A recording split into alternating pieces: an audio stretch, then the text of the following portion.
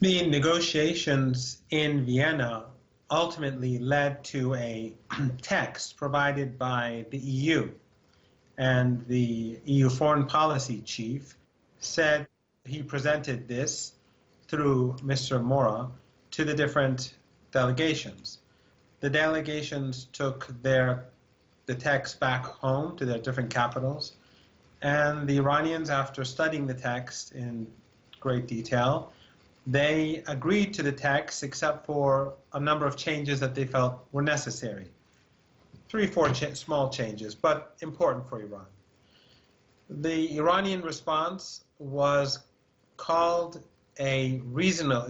Mr.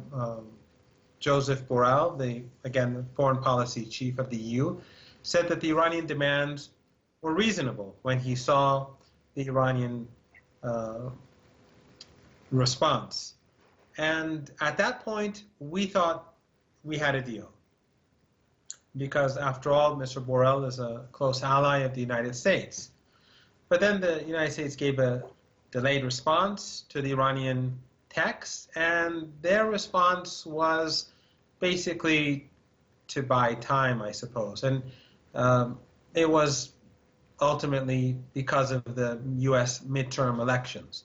So what we have, where we are right now, is more or less where we were back then. We have a text, a final text, that the EU foreign policy chief agrees is reasonable. The Iranians agreed that it's reasonable, and we're waiting for the Americans to make a decision on that text. There really isn't much more to talk about. There is, of course, the issue of the International Atomic Energy Agency in Iran.